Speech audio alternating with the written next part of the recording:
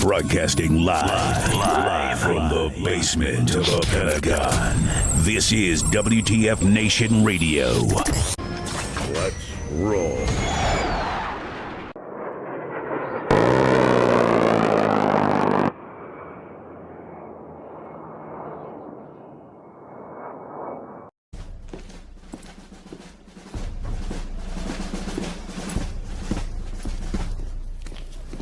Good morning, Sergeant Major. How do you know what kind of goddamn day it is?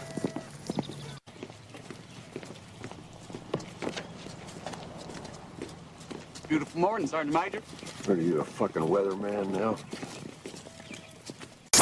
You're listening to Sergeant's Time on WTF Nation Radio.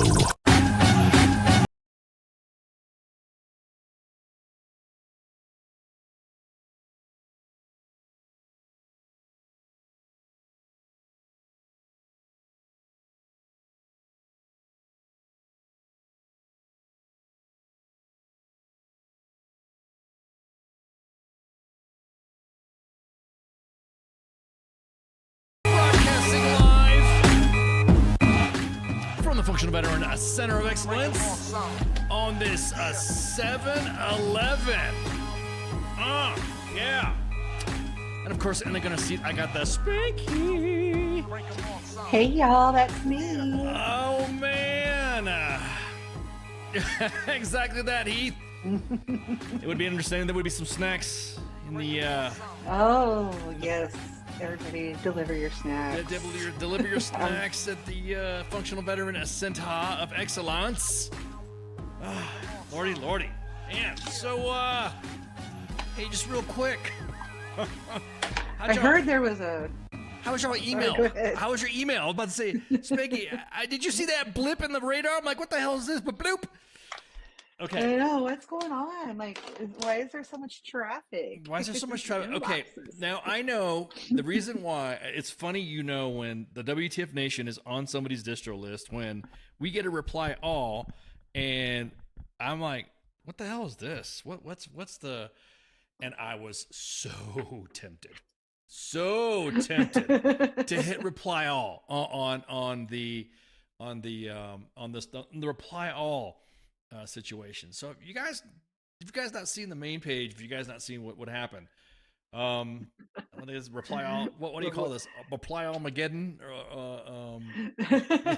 It's like updated for like 2024. Yeah. It's been a couple years since one of these has happened. Yeah, exactly. Yeah, that was the last one. But anyways, no, and you're right. As a matter of fact, it's been a few years.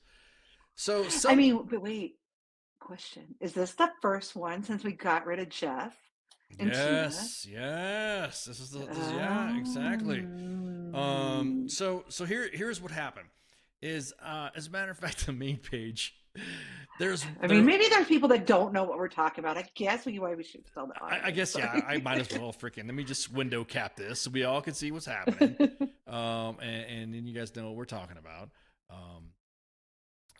So today, an individual by the name of Gary. Oh my God, I can't believe they posted it. There once was a dude named Gary from 5th Corps HQ, which of course isn't really scary. Just email the HRC distribution list. Now everyone is pissed, saying, please contact KM regarding the management of this group. Now email is poop, and the media wants the scoop. With removed from distro and emails with from leaders aloof. Oh man. Wait, do we got Gary in the chats? Oh, there he is. About to say Gary. We always have a Gary. We always got a Gary in the chats. chats. I believe. Yeah, there he is. There he is. I see him. Gary. I know I saw Gary already. So this distro list went out and holy crap, 71,899 members of this. Well, it got even. Oh man, Pimble Grant, man. I have not only 71. Only 71. I didn't, Spanky. I didn't realize that your career field at HRC had that many people. Holy 71,000 people. Okay. Let me get something straight. That was the secondary MOS. It had been many years since that was the primary. Right. They just like to throw me back in there from time to time. Just want to throw that out. I'm about to say some of that advisement that you do, and all of a sudden I go, oh, Spanky, what do you know about this? I know. So, That's just it's secondary. Just secondary. so we got, of Because course, of people like Gary. yeah, like yeah, exactly. So the comments in here have been freaking hilarious, and I mean, we'll just go ahead and just jump to it because we got a bunch of it. So my dog ran away the other day. Has anyone seen it? everyone cash at me one blah blah blah blah. A CW5. I'm about to cash up him. Yeah. Have you tried turning it off and turning it back on again? Of course, stop replying to the group, people. The OP was a mistake by the sender. Thanks. Please remove me. This is better than what I'm doing now. Please remove me from this group. Please remove me from here. Now this is what was just posted on there, but me and Spanky were going back and forth and exchanging some pretty hilarious memes. And oh my lord. Oh my lord. Hang on. Let me transition the screens here, and then let's go to the what we got for the so look, people have been sending me this, and they say they don't care about them being shown. So before anybody gets mad or anyone says people are just like, just drop the memes at this point. They really don't care. I kind of like the fact that the WTF Nation's getting a little bit more, how do I say, less trigger shy, less gun shy when it comes to say, hey, post my shit. Right. So with that, let's go ahead and look at this one. Jeff's disappointed. This is from who is this? This is from Captain Milrons, I guess. Captain over at 371 Cab at the 10th Mountain Division. All right, shout out. Then of course there was this collage, this collage of. There we go. That was the collage. Yeah, hang on. Let me adjust the picture on this one because this is freaking hilarious. There we go. Reply all, but wait, there's more. The number of emails in my box is too damn high. I'll find out who started this and make sure they do all our OPSEC training, and then don't let Jeff down. Again, that hilarious. Then we got some funnier ones too. Of course, the Hawk Tua girl. Hang on. Okay, I just sent you the screenshot, but I really did cash out that kid. You did cash out that kid? Dude, that's I funny. just did it, yes. Look, I just sent you the screenshot. It has his full name in it though, so like you don't want to like put that on there. Okay, hang on, let me check it. You can look at it. Oh my god, dude. You sent him $5. That's so cool. He's gonna be like, who the hell is this? We won't say your full name. We won't say your full name, but yeah. It says it comes from Sergeant Simon, U.S. Army. What the fuck moment? It does say that? Oh God. Hey, I'm gonna tell you what, if you send that to us, it will be posted. It will be posted. Hawk Tua, reply all to that thing, and then the original sender, and of course, then that. And then this one right here, the one I could not stop laughing. Remove me from this distro. I know. Like, I don't understand. Like, this is classic. I know. I know. This is classic. It got to the point where the meme is great, but I don't know. Oh, go ahead. This got to the point. No, it's just funny because it got to the point to where all the commands were now memeing each other. There was like a flow of just memes and memes and memes.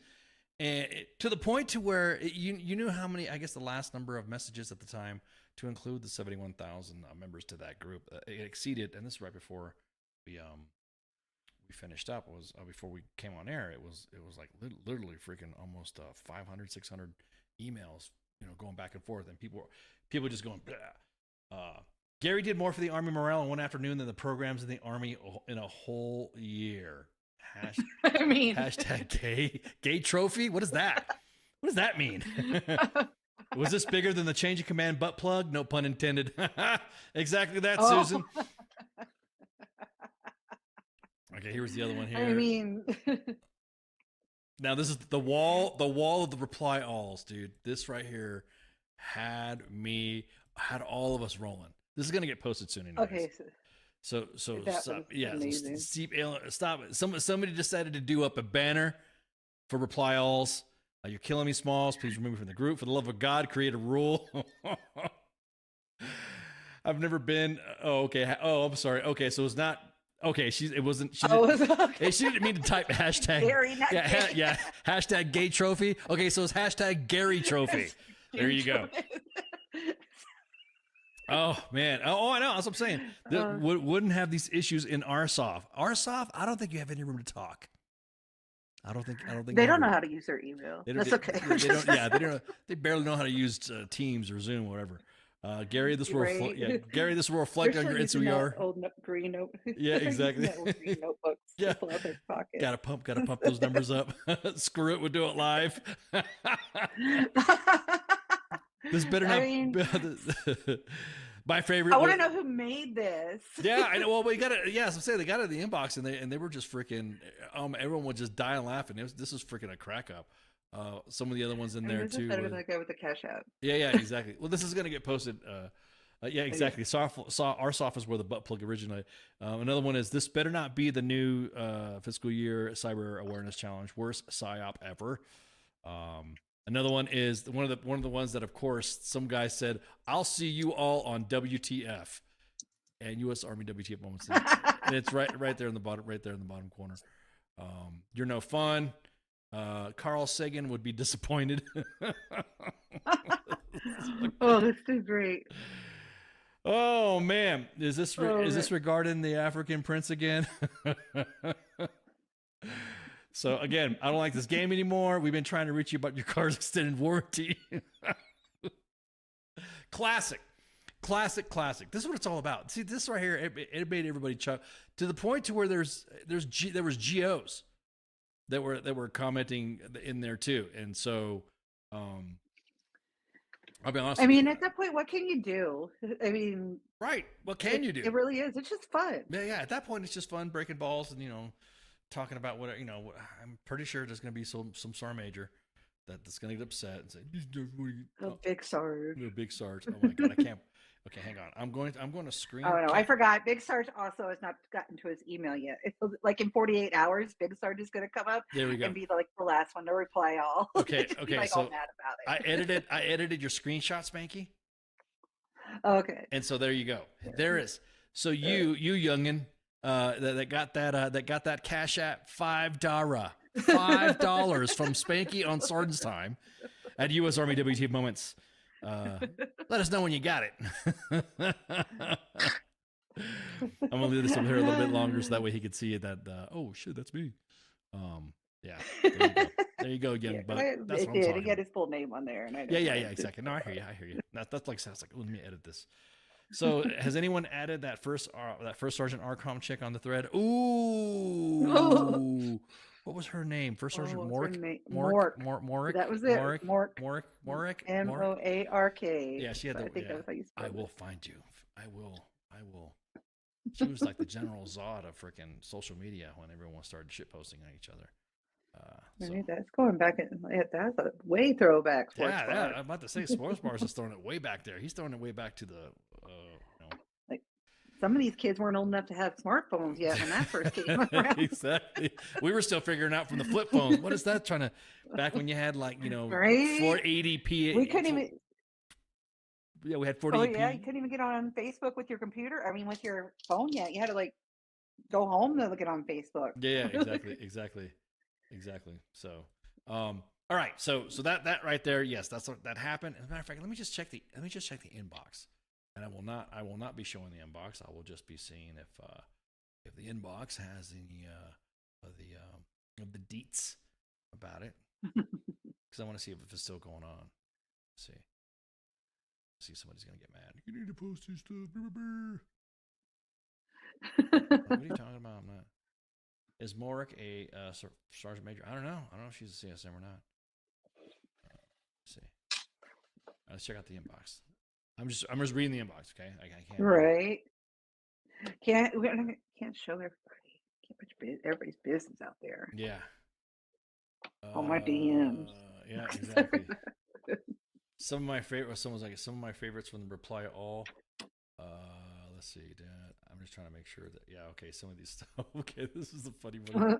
I'm gonna show this one from the inbox. Hang on, let me do some redaction here, and then that way we can. This is a good one. There you go. Oh boy. There we go. Bam. Stop replying all. This is why the Air Force is smarter. Oh man. Okay. So that's what happened today. That was today's and yes, it's still flowing. The inbox is still flowing with some of the reply alls. It's still coming. Holy crap. We still got as we speak. So there we go. And real quick. There was a story that circulated back at U.S. Army WTF Moments on July 1st, 2019. And this story was about a Gold Star kid. And the story has been resolved, guys. So I'm just saying right now, the story, and this is the one you guys are going to see being passed around. It's been resolved. It's I got sent this, and like, when did this happen? When is this? How come after all these years? And people were ready to rage. There were some people that were ready to rage on us. Like, how come you guys didn't do anything? How come you guys didn't do this? This happened in 2007, and she's just now finding out about it. It was posted in 2019, guys, and it was already been Nicole, exactly that. Oh, Nicole, you weren't the reason why. No, it's been in all sorts of groups. Yeah, it's been in all sorts of groups. So it's been resolved again. Don't get me wrong. It'd be if we get a word from her, and which at the time in 2007, 2019. Yeah, so she's probably a young adult right now. So again, this has been resolved. Again, I appreciate you guys looking out, and hey, at least you guys are looking out. People were getting mad, like, this is so messed up. How could the Army be like this? I'm like, what are you talking about? That post about that guy that died in 2007. I'm like, what are you talking about? And then finally I got a couple of links. I'm like, oh, well, no, that really didn't happen. So, or it happened, but it was already fixed, squared away. So Right, like I said, it's just like I said, I kept like the first one I saw it pop up in, I was like, wait a minute, I know I've seen that before, and right. but yeah, it's like I don't know what. Like it's like probably like one person saw it and like reshared it. Like it probably popped up in someone's memories or something. That's what I think happened too. That's exactly what I think happened. And then it just started spreading again. Like, yeah. And then someone, instead of sharing it, like, yeah, saved it. That's my guess. Me too. Okay. Next story we're going to talk about real quick is the story of our call for attendance. Megan Moriarty out of Action Jacksonville. I'm sorry, I don't speak Floridian. In Jacksonville, news outlet in Jacksonville, there was a call for attendance that we had put out and had been posted for a Coast Guard that had no family. He only had coworkers, but he had nobody from family. So we're gonna go ahead and just play the video right quick, and then you guys will be able to just listen in on and check it out. Hang on. Let me turn up the volume here. But his friends weren't able to find any family members.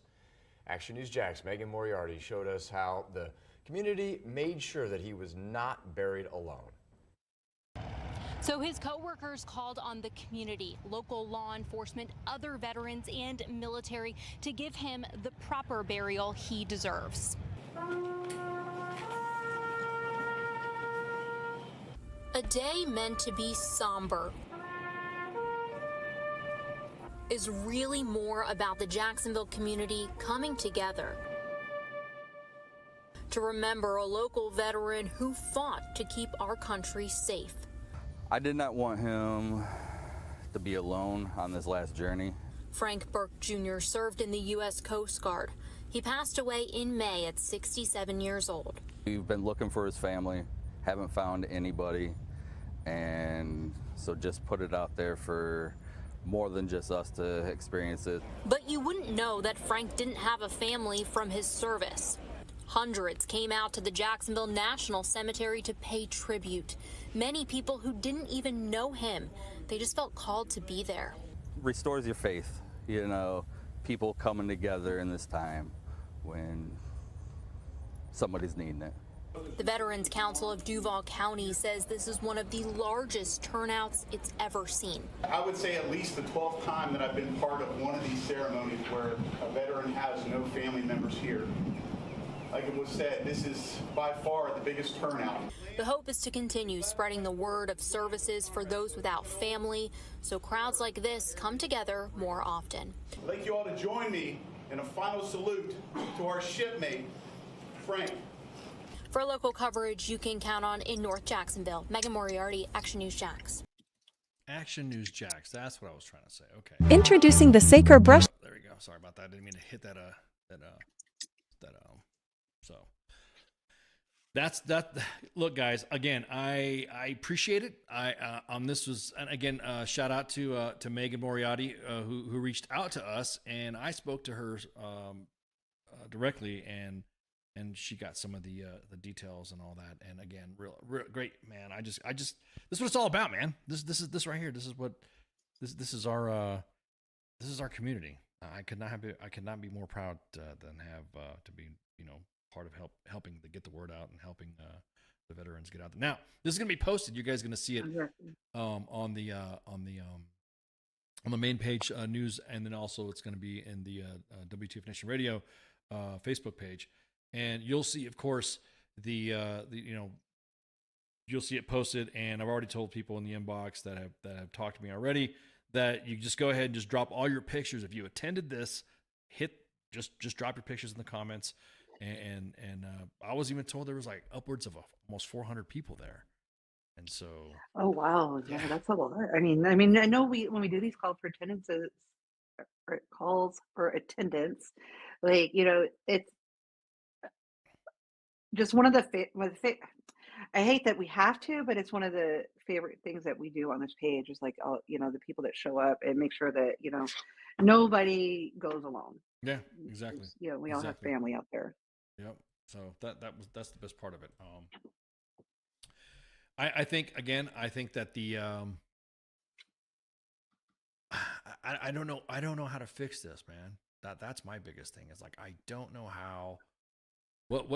How can we fix this? Like there's got to be some sort of network. I mean, I know the VA cemetery system has a network that will post different pages, but and with us, we only get so much information, and sometimes it's a share or someone says, "Hey, if you want to send us a call for attendance," one of the I guess you'd say not policies or directives. One of the guidelines that we have is specifically for individuals that have had no family or extreme extenuating circumstances for a gold star or another, like maybe a sole surviving child or something like that.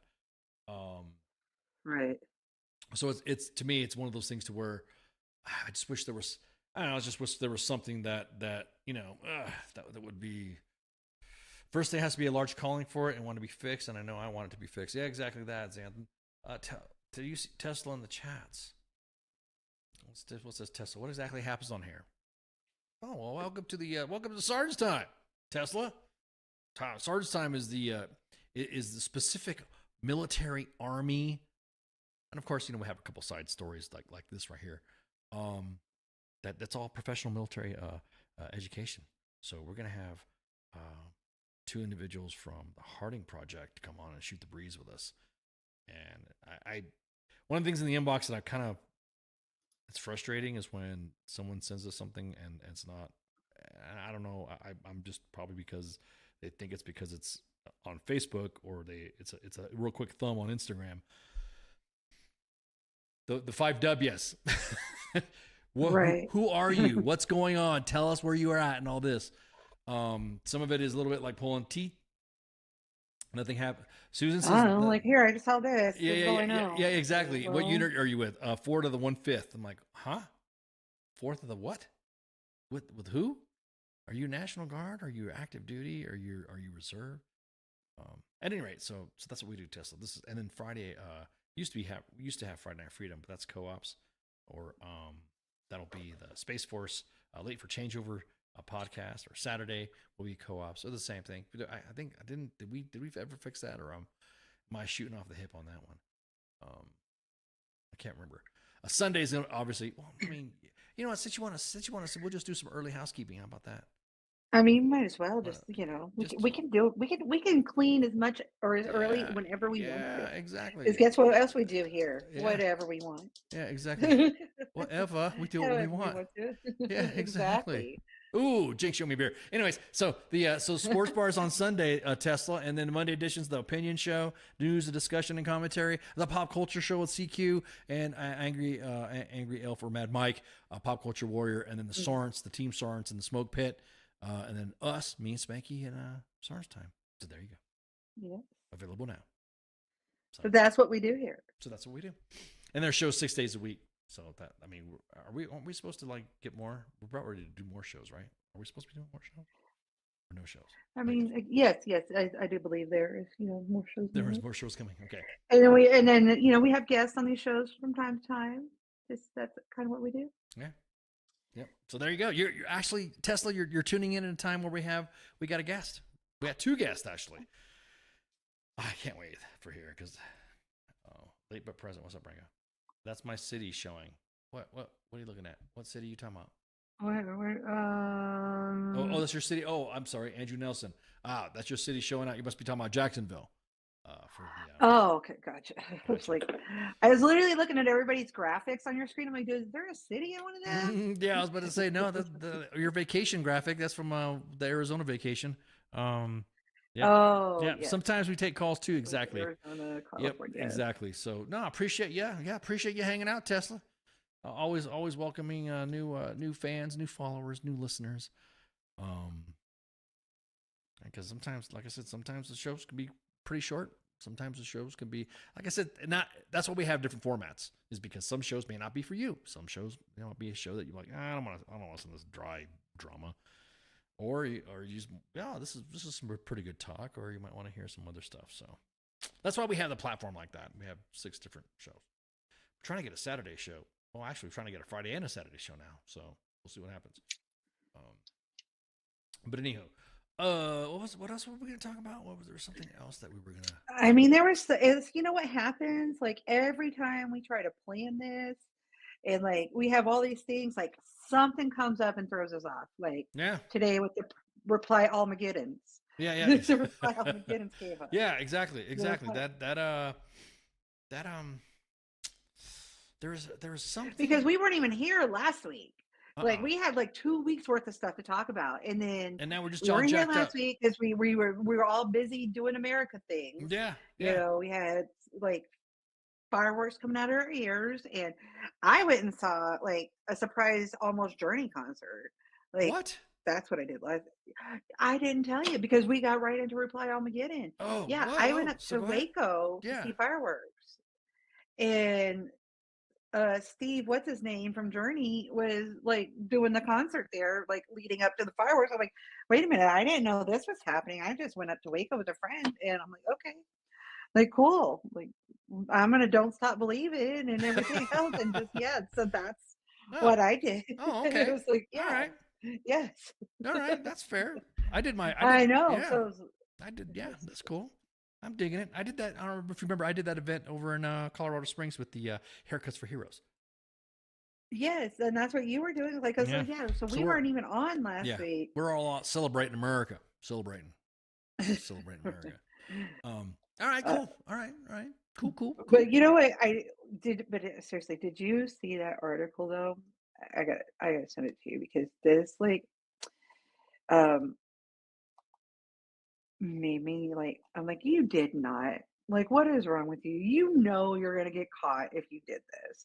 And I know we don't really talk politics, but this isn't really politics. Oh no, this is part. No, this is going to be part of the story too. I was going to talk about this. Yeah. Like, what were you thinking? Yeah. Okay. Yeah. So okay, we'll just lead into that because I was going to talk about that, but before the guest came on. So okay, we'll talk about this. We'll readjust the topic areas for this show. So a squid, a sailor searched for the president's electronic health records.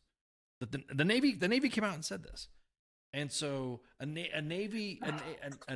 sailor, a U.S. Navy sailor, well, obviously they wouldn't be a Marine if they were a Navy, they'd be a sailor, attempted to access President Joe Biden So this would be the one where we could discuss Army doctrine and get constructive feedback. Yes, as a matter of fact, tonight's guest, Tesla, will be discussing about writing and integrating in doctrine from I think it was Smoke Pit to Strategy. You're going to be talking about one of the authors. So yeah, you hang out. You can get in there and you can ask some questions too. And those questions we always have. I didn't even tell you about that too, Tesla. My apologies. When we have guests, you could throw a question in the chat and you get direct feedback. Pew, pew. And I will ask that question for you to the guests.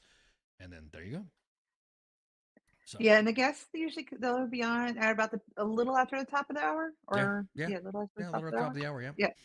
I know everybody's in different time zones, so a little at the top of the hour. Yeah, exactly. Eastern Standard Time is how we operate anyway, so it'd be 9 o'clock Eastern Standard Time. So, anyways, a U.S. sailor attempted to access the president's medical records. The sailor, who's not been identified, searched the name Joseph Biden in the military health system Genesis, the Armed Services Health Record Database. A coworker reported as a violation of HIPAA. You know what? HIPAA, everyone likes to mess it up. HIPAA is they really do. HIPAA is actually, it's not a large animal in Africa. It is it's an acronym. Or hippopotamus or Dependa HIPAA.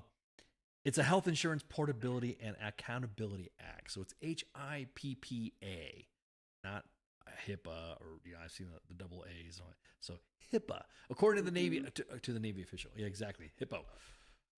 So presidential health care records are provided by the military's White House Medical Unit, and presidents receive medical treatment at Walter Reed, the Navy Criminal Investigative Service, NCIS, not like the one on TV.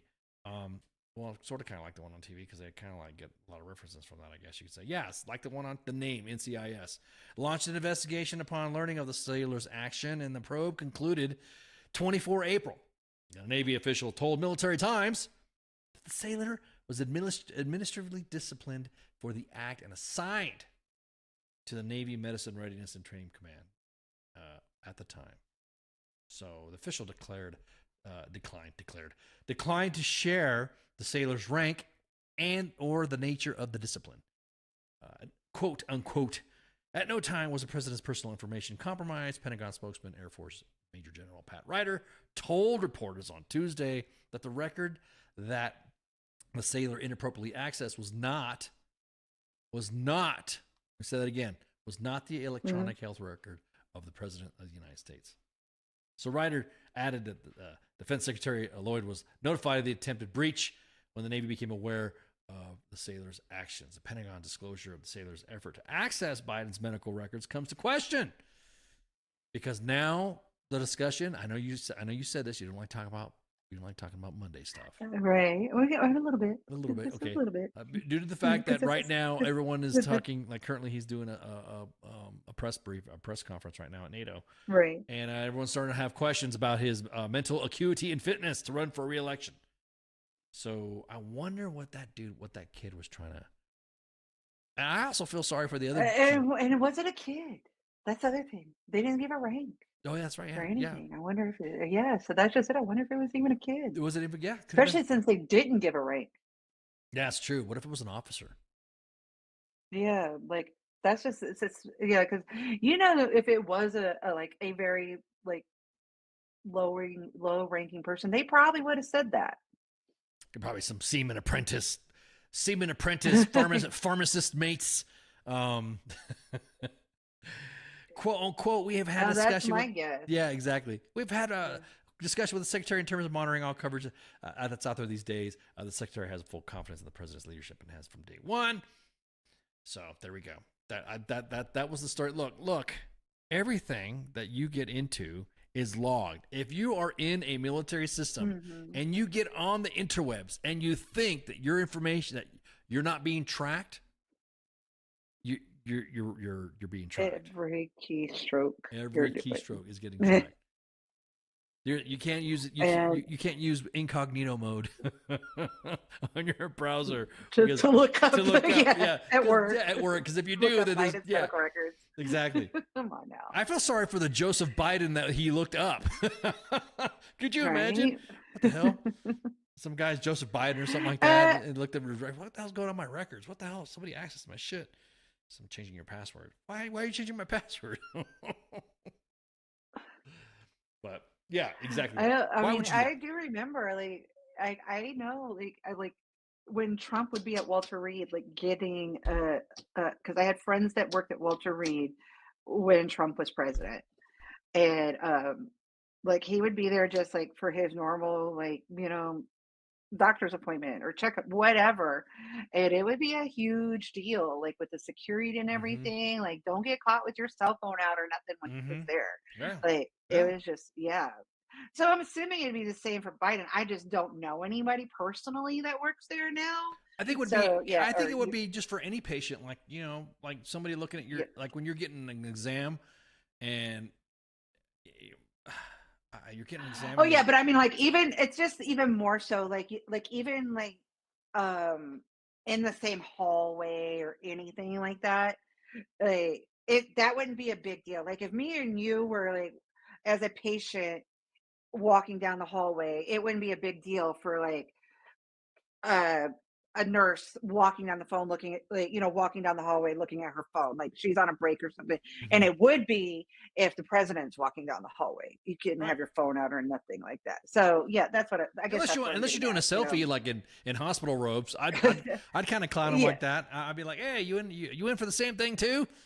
And then, if it was Trump, they'd be like, what are you in for? I'm getting a colonoscopy just like you, Right. I mean, I'd be breaking balls, joking around like that and stuff. You know what I mean? So it's kind of like, well, yeah, I mean, I get that too, but yeah, it was just like, you couldn't have like any, like any, like even being like accused or like even seeming like you were trying to sneak a picture of anything. I guess that was what. Well, there's no like. Well, it's obvious if you're holding the phone like this, or if you're doing something like that, and they're like, "All right, so what do you want the phone? Huh? What are you doing? What are you doing? I mean, I'm not doing anything." I know, but the thing about it, there, like but for me and you, there's no reasonable expectation of privacy, like in a hospital hallway. Well, especially in the military, they in the military hospital, man, that's almost like a. It's almost like a processing station. You know what I mean? Go here, go there. Make sure you go this. Go see the front nurse. And I'm like, oh, okay. I know, but even just think about, like, even on the main page, like how many pictures you'll get, like of someone like crazy out of uniform, like even at the front desk of a clinic. Yeah. Right. So that would never happen. Like if like Trump was in that part of the hospital.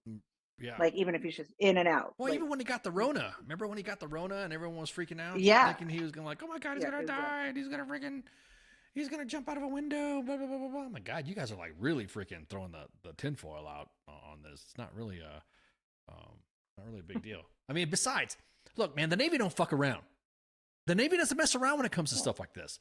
I mean, just recently the Navy relieved a commanding officer for running a ship aground. And so it's like, you look at the wrong thing in the Navy, bam, you're fired. Lost in trust and confidence. Yeah. And I'm sure they got some kind of like thing, like if you search for certain words, it automatically like triggers something. I know where I work, it does. Yes. Like if certain population at where I work, if that population searched for certain words in like on our network, it immediately IT knows. Yeah. Like that's immediately. Yep. The same thing with the freaking with police officers. How everyone says, you hear about a police officer getting administratively punished or docked pay because he accessed a police computer to go after an ex or stalk his girlfriend or something. Yeah, exactly. The same thing. You're right. The same thing. And also, a lot of it's going to be looked at who your, like your permissions, like your specific permissions in that stuff. I wouldn't even know how could you do that? Hell, I can't even navigate around Genesis myself. So it's like how did this guy? How is he able to search his shit? Hey, can that? Right, I can't even look at my own medical record sometimes. I'm trying to figure out, like, right. What do you mean blue button? Okay, what's the blue button. Push the blue button. What does that do? Push the blue button. A squid that got busted. Can you give us a class on how to, right? We want to look at our own medical records, please. Yes, please. Because the military keeps losing. I'll be honest with you, the VA lately's been hooking it up with me. I mean, there's no I've got no complaints. I've got no complaints with the VA recently. It's kind of funny because the military doctors at TRICARE, all they want to do is colonoscopies, and I always kind of joke around. They're like, "Oh, you know, how are you running your care through?" I'm like, well, y'all want to like freaking always want to probe my butt, you know? So it's they want to know what's inside. I'm about to say, dude, I've been divorced so many times. You walk in there like it's cave paintings and shit you'll see on the wall. So you're not gonna miss anything. Doctor's gonna be like with a flashlight. Oh, look at that. Whoa. Oh man, that must have been the divorce, you know, back in the great divorce of this time. You know, look at that. Look at that. And as you can see here, these drawings right here, the divorce decree, because look at there's even all my exes live in Texas scrawled on the bottom rock. You know, so it's like, yeah, I wouldn't even know how to do it. The VA though, they want to cut me up all the time. Oh yeah, you know, because of my recent surgery, and I'm like, you got this going on with you. We're gonna cut you open. We're gonna want to do this. You want to run a stent. You want to pull this apart. We want to get this out. They're gonna do freaking. We have 15 sets of laparoscopic procedures to do on you in one shot. Like, yeah. So again, they just want to know. Yeah, exactly. They want to get inside you. Yeah, just exactly. They just want to know. So yeah. New artist of the year, what? Jolie Dunn. I wonder what's inside your butthole. I remember that little girl. Singer. Yeah, sorry. Yeah.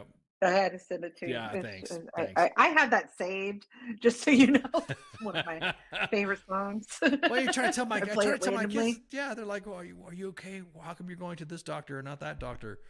And then wife number 4, get it right, man. 14. Right. Everyone's trying to find. I have had 0 wives. Let me just put that out. When Everyone's it comes trying to to, find out, Sergeant's time hoes. Yeah, you know, I have 0. Sergeant's time I have hoes. 0 wives. I have 0 wives. Oh my God! You are winning on the wives. It's not my fault. Or are you winning? Am I or winning? Is this like a golf game? Am I collecting them? Yeah, exactly that, Xanthan. This was different. I love her. What was it Sam Kinison said? I'm not like the others. This is real love. Right? Indeed. Okay, so the VA likes to take your teeth but refuses to replace them. Yep. Also, Gone with the Wind. What did I win? That's right. Oh my God. I know when we used to do the trivia night. Narcissistus. Military dining halls.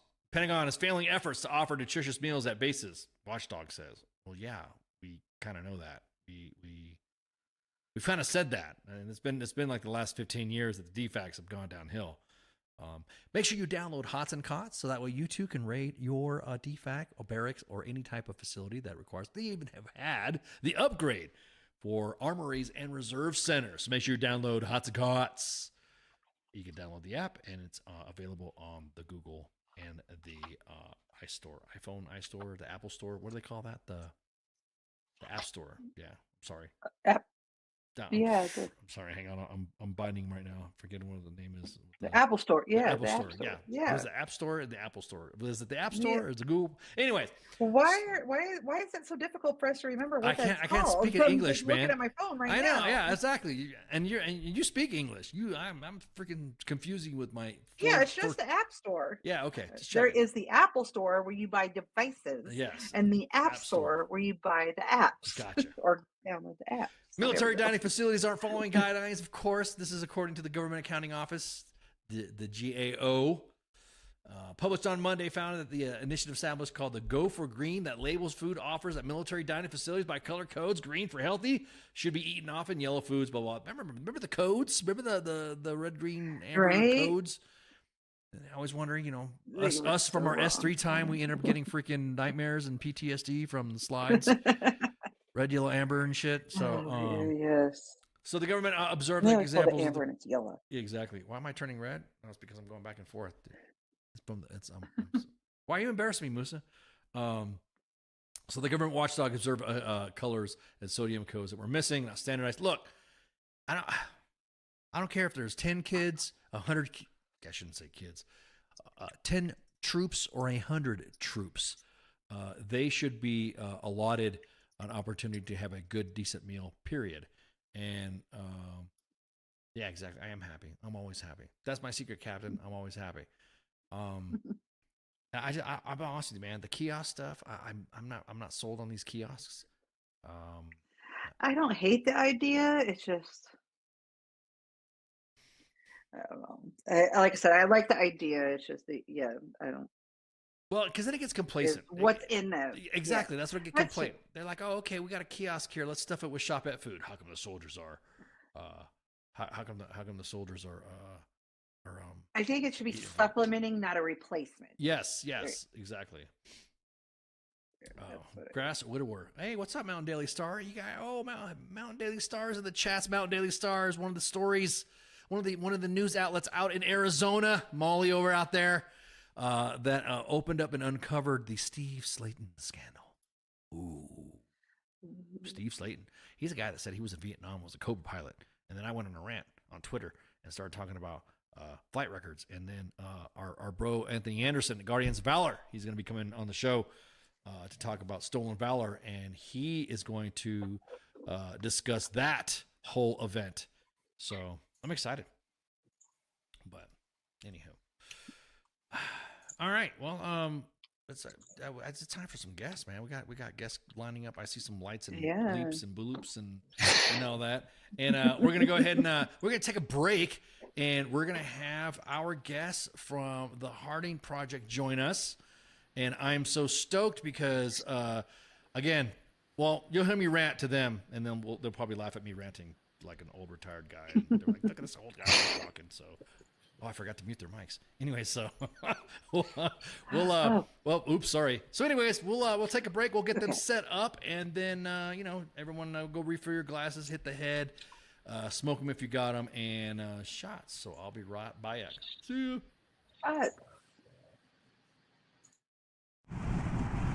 If that's really a thing, and I get authorized to do it once, it's pretty much gonna be me sitting there talking shit like constantly.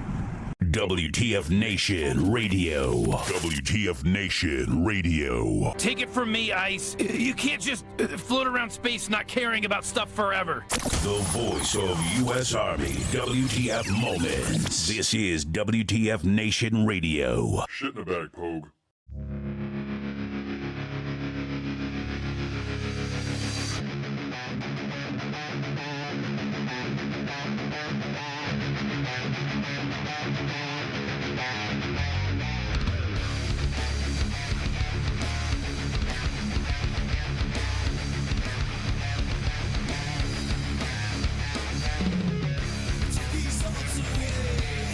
Nothing feels the same. Let it all be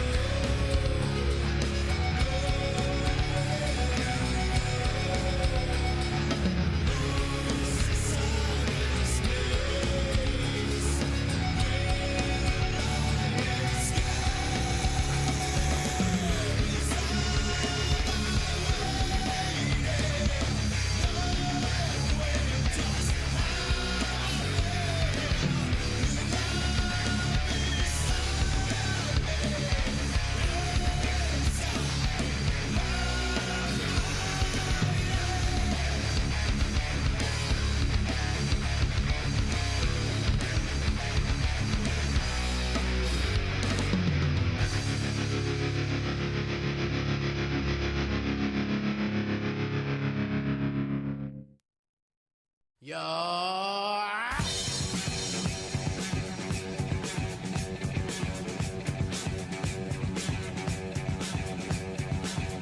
you Trekkies and TV addicts, don't mean to diss, don't mean to bring static. All you Klingons in your grandma's house, grab your backstreet friend and get loud, blowing doors off inches, grab you with the pinches. And no, I didn't retire, I'll snatch you off with the needle nose pliers.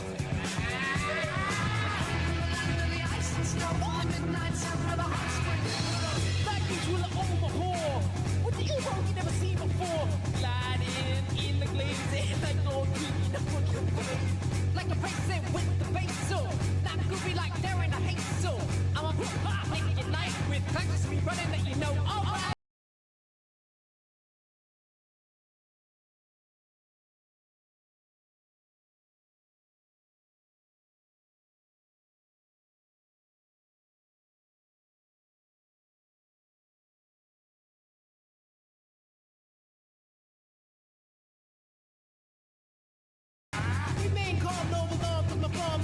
So what's up with that? I got friends and family that I respect. When I think I'm too good, they put me in check. Don't believe when I say I'm no better than you, except when I rap, so I guess it ain't true like that, Joel, and you just don't stop. Guaranteed to make your body rock. Check it out. What's it all about? Work it out. Turn this party out. Check it out. What's it all about? Work it out. Say that was the condition. I'm a man that's on a mission. Son, you better listen. Stuck in your wallet is an electrician. Like a scientist. When I'm applying this method of controlling my mind like eyes on a rat with two good blood. Now, hey, nigga, but now what the deal? I didn't know you go for that mass appeal. So I'm calling to Lucci. Some my potato. I stole your mic, but you won't see it later. Cause I work magic like a magician. I add up the mathematician and the bank cashier, engineer. I wear cotton.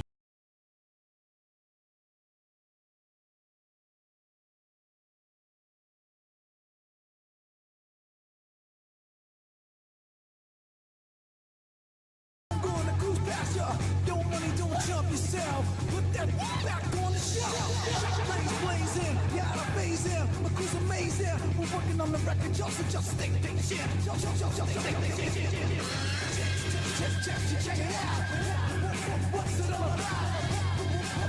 Work it out. Turn this party out.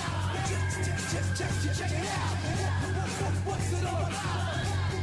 Work it out. Turn this party out. Now I go by the name of the King and Rock. I don't wear a cup nor a job. I bring the that's beyond bizarre, like Miss Piggy. I am the one with the clientele. You say I'd rock, you rock so well. I got class like pink champagne. Let's see, ain't got the microphone.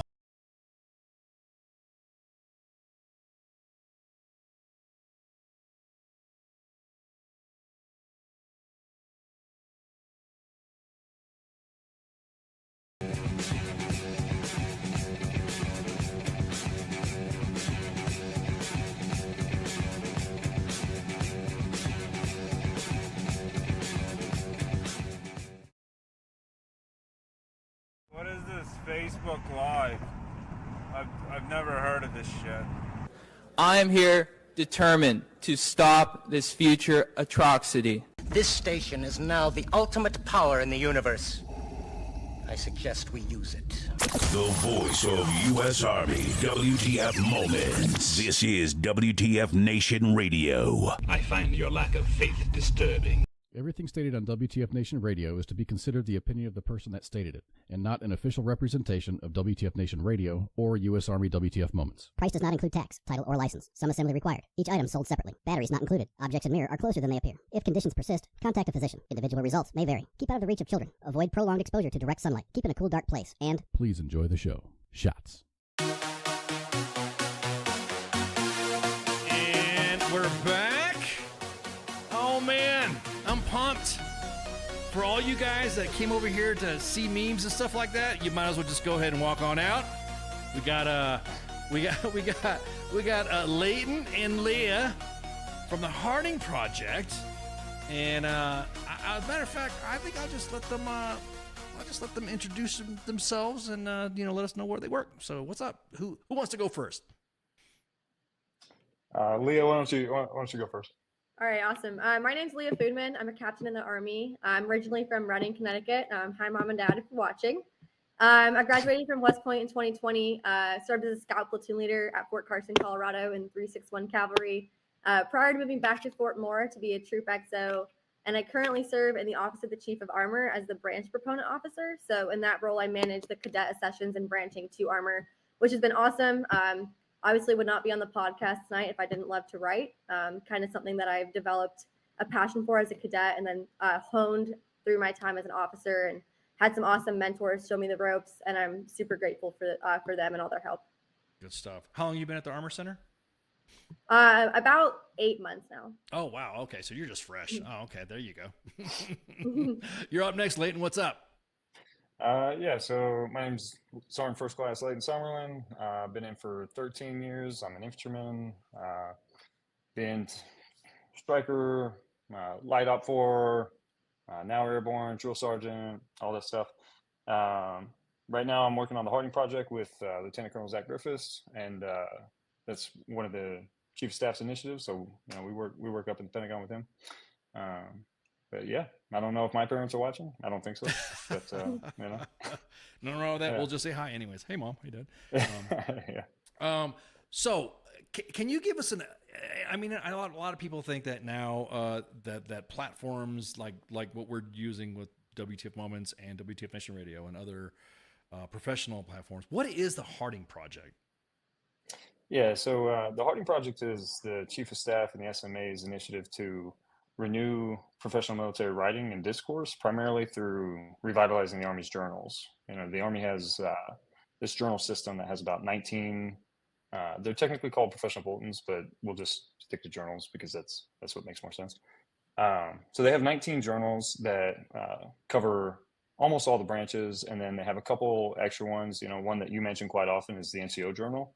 And then they have a couple more like parameters that publishes strategic level thought, and then the War Room that's kind of similar, and then military review. That's the Army's premier journal. And so our main focus is to revitalize those journals. And then we have a couple other technocratic efforts that are less cool, less sexy, but equally as important. And as Colonel Griffiths would tell you, they are a very big challenge. As you know, being an SR major, trying to do some stuff in the Army can be a challenge sometimes. But yeah, so the main effort that pertains to what we're terming the scrolling soldier is we're trying to bring all of those journals to a web-first, mobile-friendly platform that is more accessible to the scrolling soldier, right? Right now, you're trying to fight with people's attention on their phones, and not only that, but like you mentioned, a little bit before we went live, and we've talked about it on the phone a couple times. The amount of discourse that happens on places like Reddit or Twitter, these journals are the place where you can take those same thoughts, flesh them out, clear them up, put it in a low barrier to entry type of professional article. It doesn't have to be the most scholarly piece. The editors will work with you. You can always phone a friend, and you can get your thoughts and your voices heard that way. There's a couple great examples that maybe we can talk about later, but so that's one of the main efforts, is making it more accessible. And the Army University Press is going to make they've already made it, they're fine tuning it right now, but they're making a website called Line of Departure. And so that's going to house and consolidate all of those journals under one umbrella. And like I said, it'll be web first and mobile friendly. So you can put it on your phone. It'll be supported by social media, so you can share it with each other a lot more easily, as is a huge part of being able to share your message.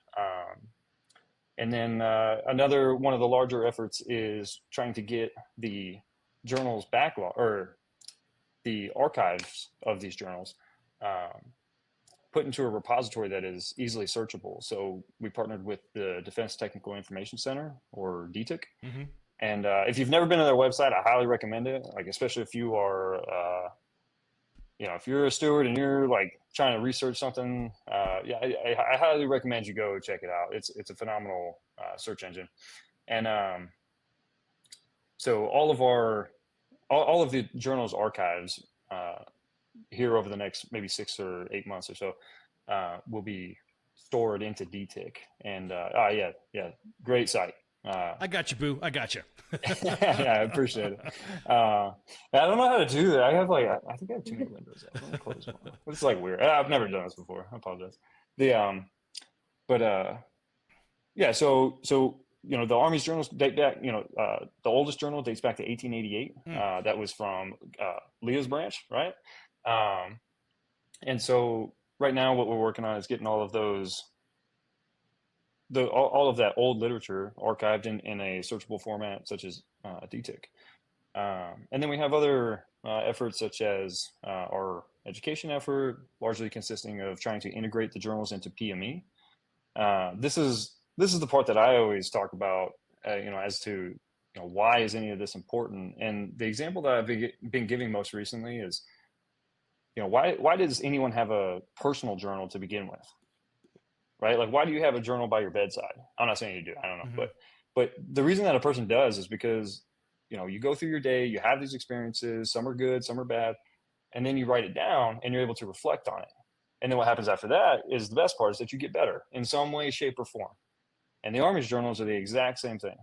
So, if you are an NCO or a young officer or an old officer or an old NCO, if you've got something that you want to reflect on, whether it was a good idea or you want to flesh out, how we can solve the recruiting crisis, Leah, whatever it is, exactly. Then, then you can then this is a great place to clearly articulate your thoughts, get it out in a place that people are going to see and pay attention. And you can make impact that way. Right. And so that's why I think this is incredibly important.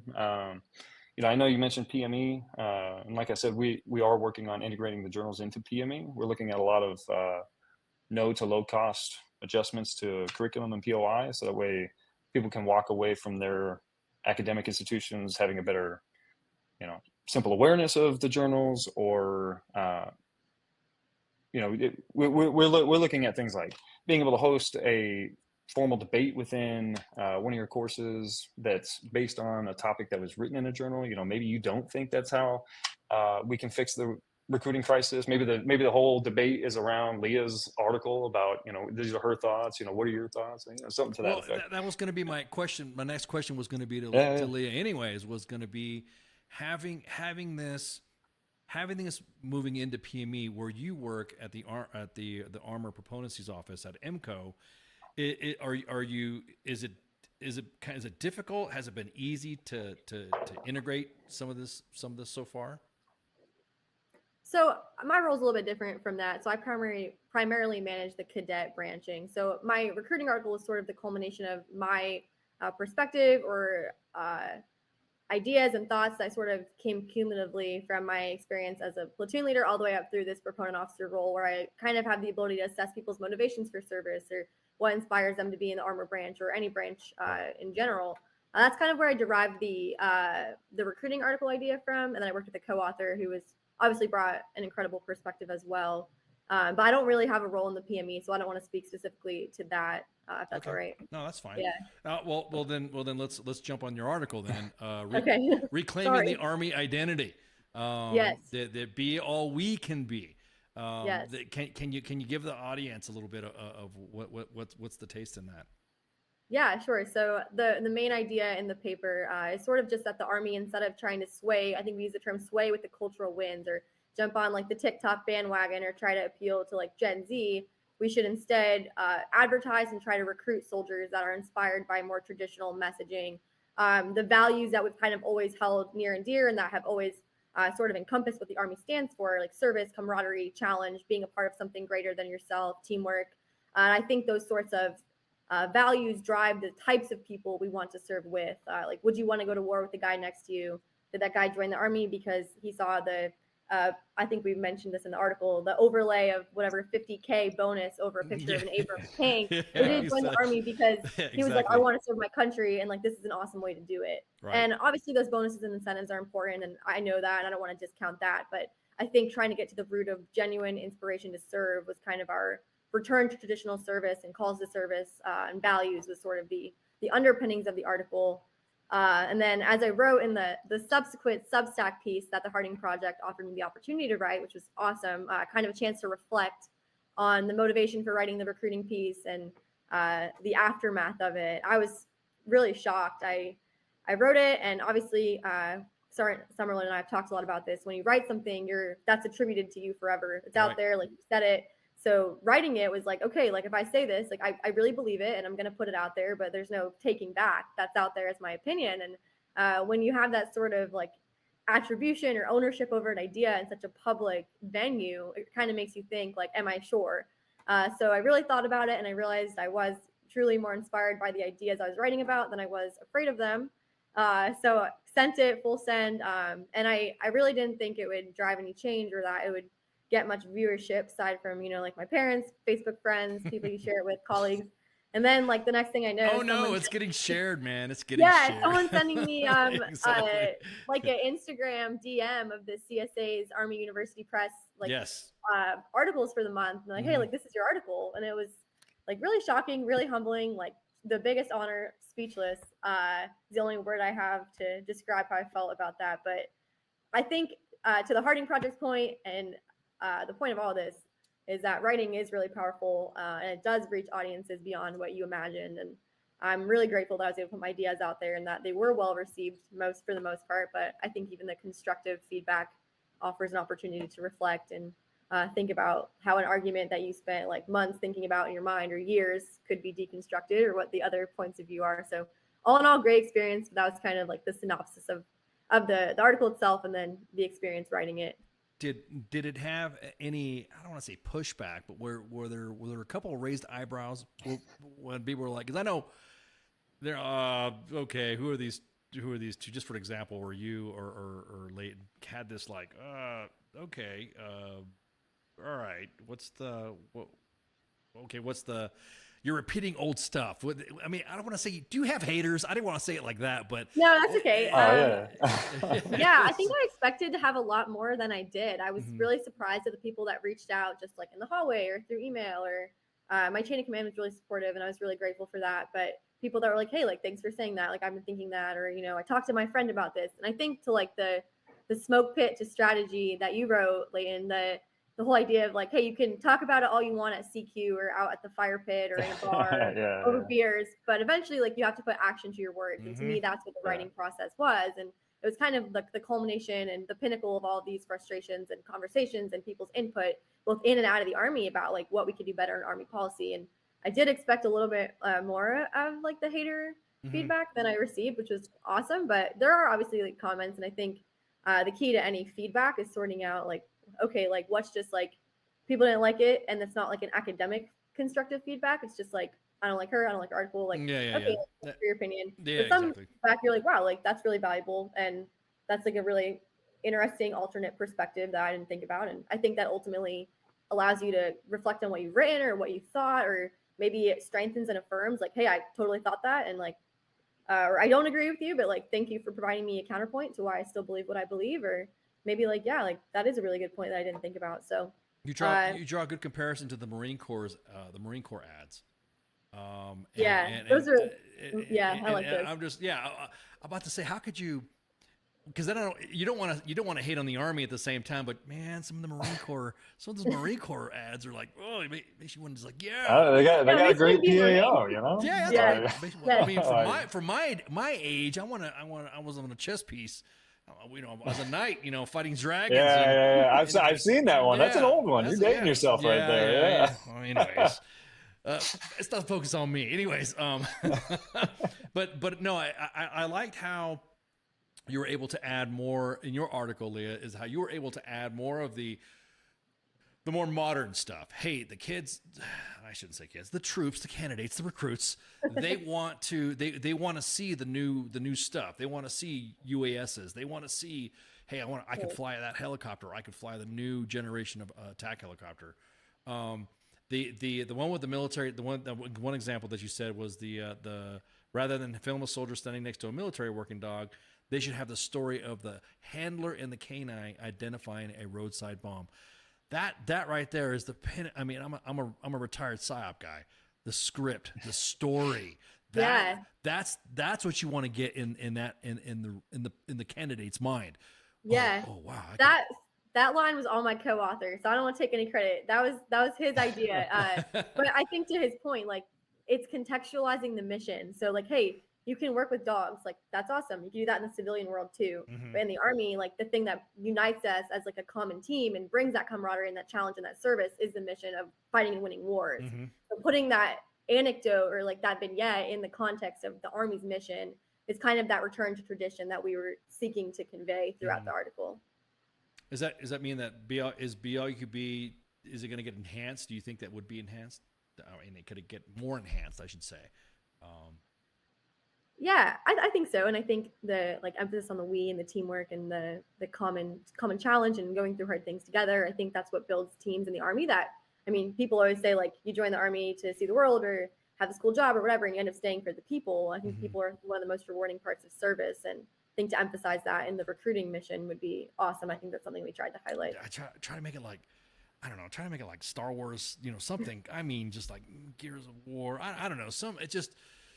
I don't know. I just like I said, that to me is it's awesome that the way we're moving we went from Be All You Can Be to Army Strong to Army One, or I got that backwards, and then now we're back to Be All You Could Be. I being a little bit nostalgic, that's what everybody kind of remembered, and kind of like a more hyped up version of it. There's a question for both of you. What did the higher leadership level respond back with? And this is for you, Leah, and then for you too, Leyton, because we're going to get into your smoke pit discussion.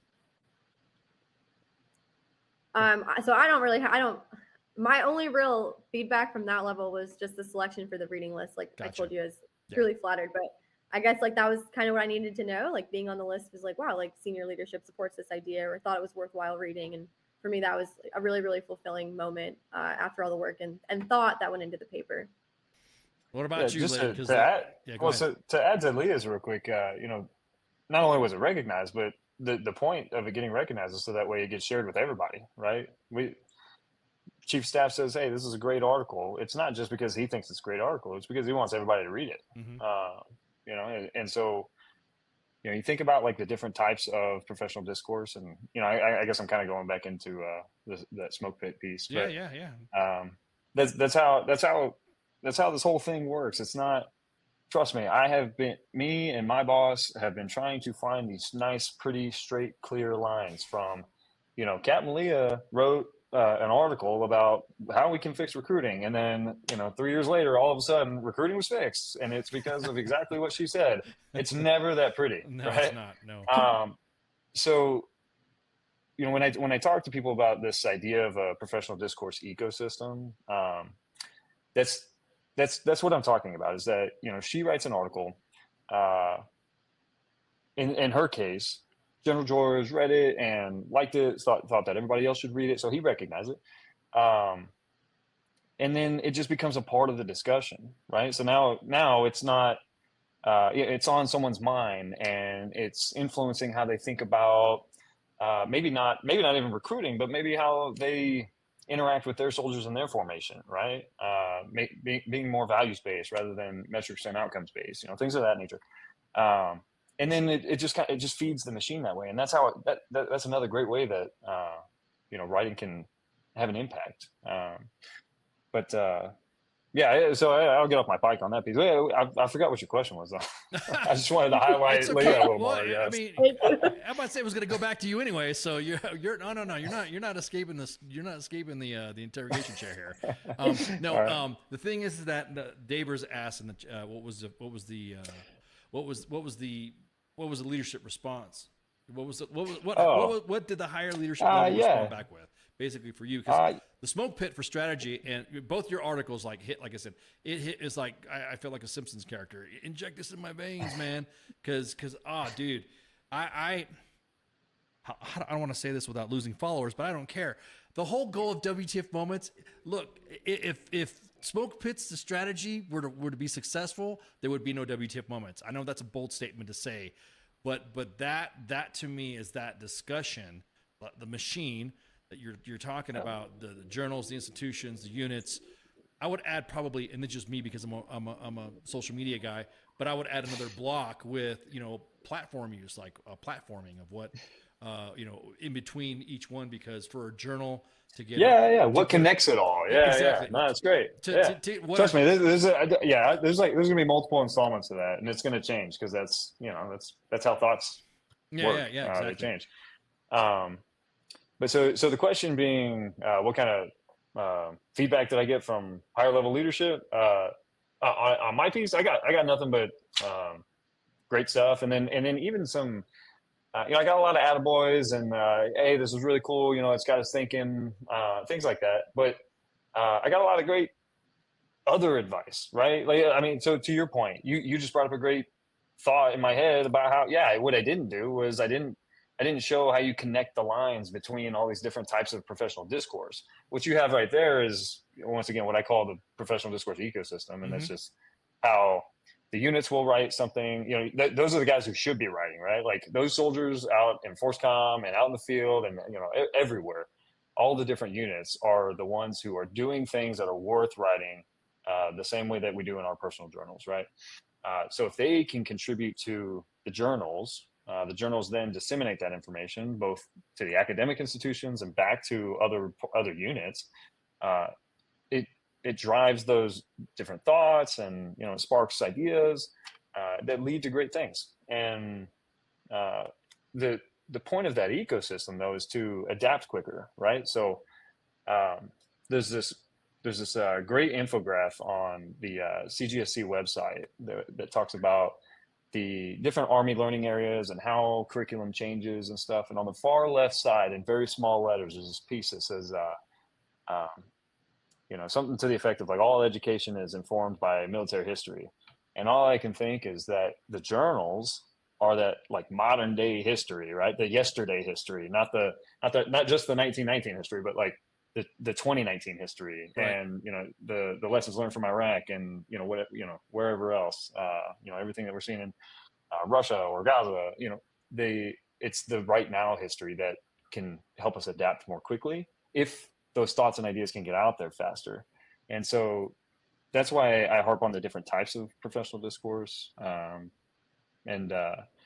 So I'll stop going off on tangents. No, this is perfect because I can talk. So. No, because I have 15. Give me the hook. Pull me back. Yeah, I'm about to say no because I have 15 tangents going with you, so we're good. He's like pulling up your tangents on the other screen. Because I'm like, wait a minute, what about write this stuff down? What's he saying? And at the bottom of that article, there was you get feedback. You get immediate feedback when people comment, and I always think that's great. Mm-hmm. And there was a guy, I think he works at the Army War College, who brought up some great points. Is that Tom Galvin? Yes, it is. It is. Yeah, so he brought up a lot of great points too. And so I have this idea that after I finish all the installments on the Substack, I'll roll it all up into one new piece. And that's one of the great things about writing and publishing is that it builds these communities of interest, right? So I wrote about my thoughts on what professional discourse is, how it can help the Army adapt quicker and, stay ahead of the game. And I see the journals as the pivoting, the linchpin for that. Right. And when you put your thoughts out there, you get feedback like this, and this is great because now I'm going to reach out to Tom Galvin, if he ever sees this. God knows I should have done it sooner, but so now we're going to have a conversation about it, and he's going to help feed that next piece, and then it's going to help shape somebody's thoughts, and then that's going to become a discussion, and then somebody's going to be debating about it because they're not going to like our ideas, and they're going to say that this is right, and then the better idea is going to come out of that, and then next thing you know, we have the best answer more quickly, right? And that's why I said making everything more accessible and readily available is one of our biggest efforts. I think a lot of it too is a lot of members, specifically in the like even in the joint environment, it's like where to fit it. Where can we fit this in? One of the things that I loved in that article was the fact of it's almost like you gave a step by step of how to. Oh yeah. It's okay. So you got a discussion, and you recommend a simple and progressive introduction, and then convert the white paper into an article, and then publish it in a journal. That right there, I think, is the most important, because in our PME, I mean, I don't want to get, well, I can get a little anecdotal, but my frustration is when you see something in the inbox, I'll say it, and it's a great write-up that shouldn't be in a Facebook comment. It should be presented in paper. It should be presented in a journal, and then introduced into doctrine, and or a panel, or a discussion, or an OPT. The guys that show up late for formation and have to write an 1,800 word essay, to me, that's not professional writing. That's not right. So but it can start it. That's for sure. Well, that's what I'm saying. Yeah. You get frustrated about your platoon sergeant that makes you write an 1,800 word paper. I made my guys write a paper just a couple months ago before I started the writing project. Like, you get mad enough about something. Exactly. This is why we should be allowed to be late. And whatever this it is. This is why we should not tie our boots, and this is how we should have our unbloused boots and all that. And Sergeant Sandler's mean to me,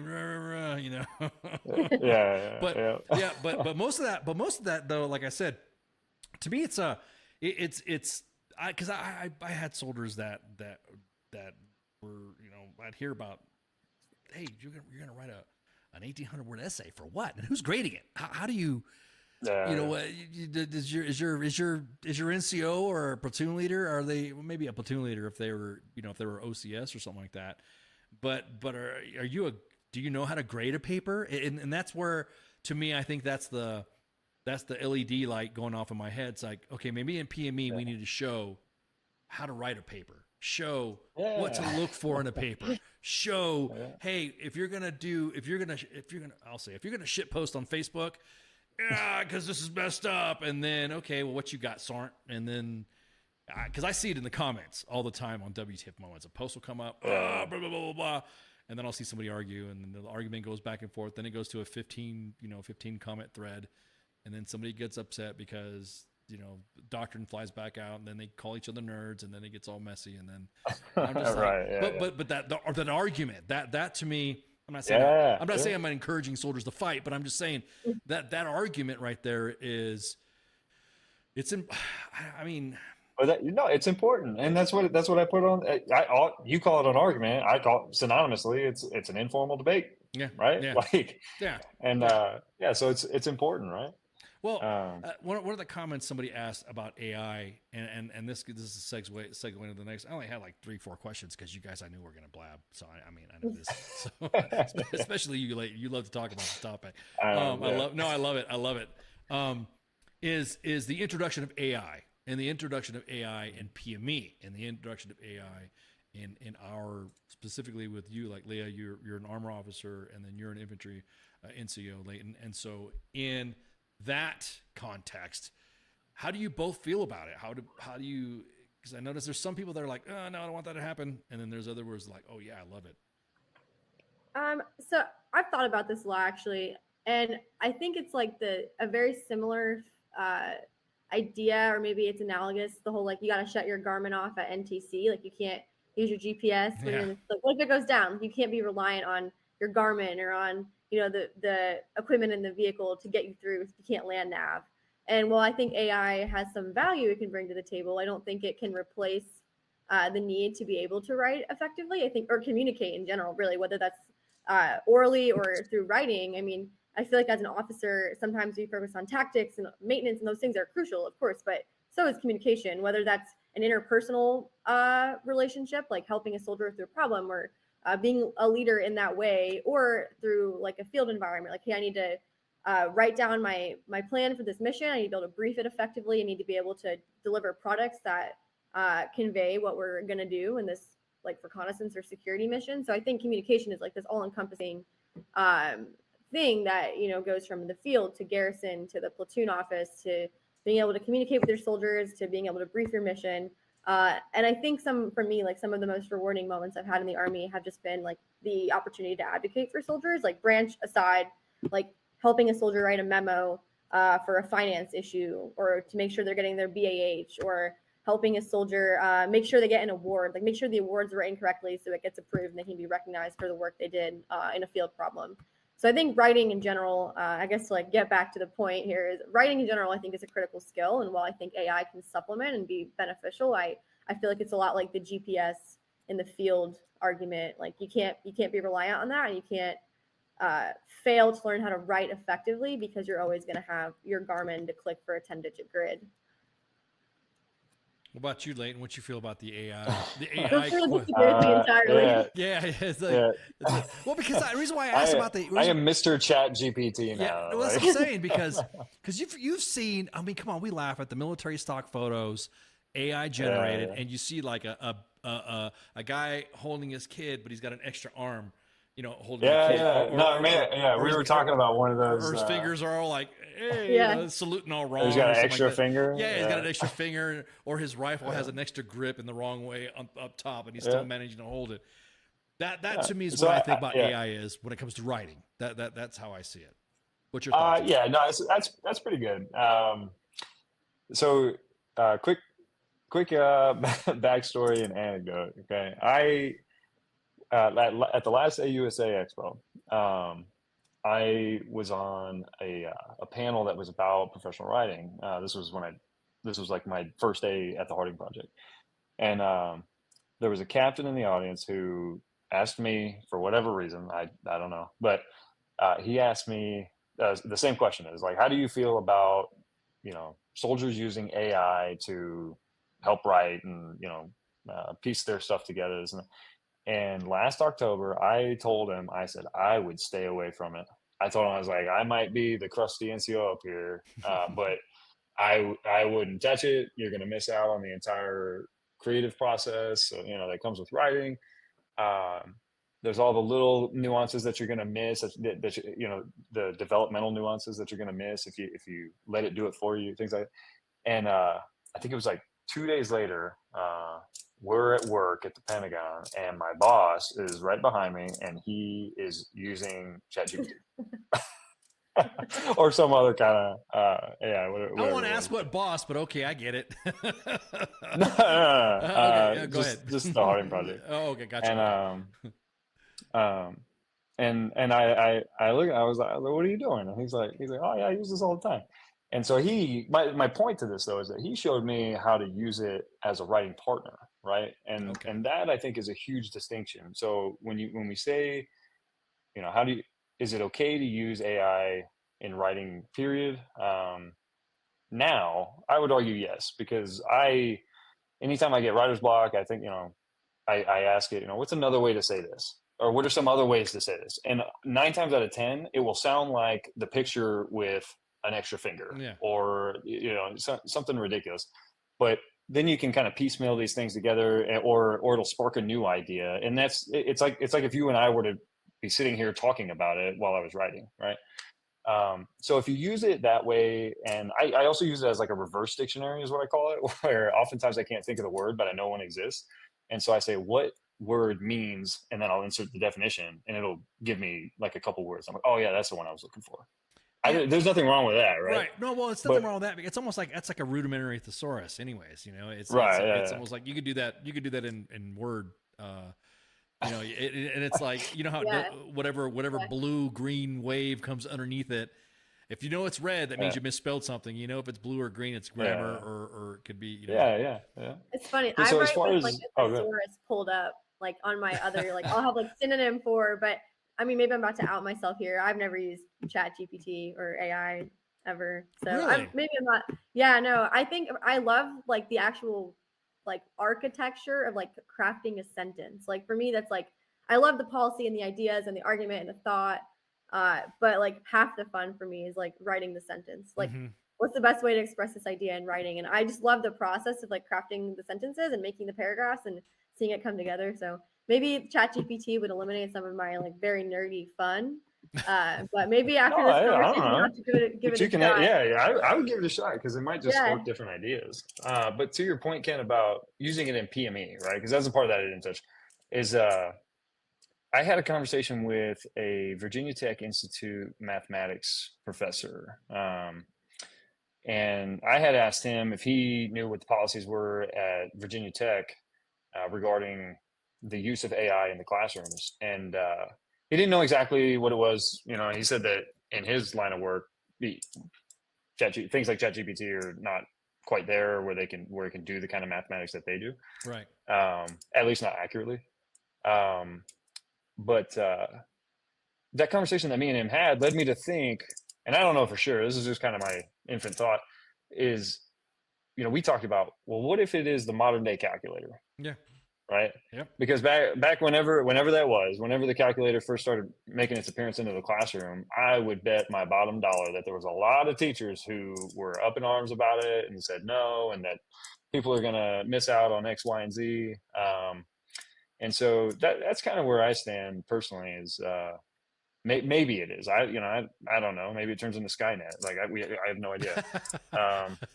Well, it was hopefully not. But it was funny because when I did the Air Movement Officers course for the 82nd Advanced Airborne course, they were guys that were, hey, we used to do this course, right? You had to write the formulas out, and for air load planning, and I'm like, what? Are you kidding me? I couldn't freaking. Oh yeah, about a couple of years ago we made the change, and now you have to have a calculator, because before the failure rate, because guys couldn't do the formulas, and I'm like, well, how could you not? And no, you're right. It's my biggest thing is that now AI is competing with the anti-plagiarizing systems that we have. Mm-hmm. So if I write something that I think is yes, it's money, and then plagiarize for ChatGPT. Well, what if Ken is an artistic writer and he knows how to write, and the next thing you know, I'm getting docked points, or I'm even investigated for using a calculator, even though that's kind of like what you wanted. You kind of wanted me to be creative in my thought, so I decided to be creative. I thought, no, okay, you passed the plagiarizing for that, but you didn't pass the AI. And you're thinking like, dude, I'm just wondering when that finally breaks. Like when does that dam break to where you use AI to grade? You know what I mean? No, I mean, I don't know, Ken. It's something that everybody's trying to figure out right now. I've talked to at least one educational lead, from each echelon of PME. I've called several different Ivy League schools to ask them, and the common answer that I get is, we're talking about how we're going to handle it. And so it's like no one really has an answer right now. Right. Handle it. But I will say, there's a great article that was just recognized by the chief of staff. I think it was last month. And it's about integrating AI into the classrooms. And I thought that was really cool. It was a topic that everybody had been talking about, and then all of a sudden, the chief recognized it. And just like we said before, maybe because he gives some great recommendations, and he gets people thinking. I'm not saying that his answers are the right ones, or I don't even know if they're close. I'm not the guy to make that call, but it can add to the discussion, and hopefully lead to whatever the best answer is. But that's why it's important to share those thoughts. Right. Just to tie it back to the journals again. Yeah, exactly. Go back to the circular thing again. Leah, doesn't in your branch, doesn't the M1 Abrams use a level of AI in its targeting and in its without going classified, of course, or going into technical stuff? Isn't AI used in some of the systems anyways for an armor formation? I'm not 100% sure, so I don't want to confirm or deny without the knowledge. But too easy.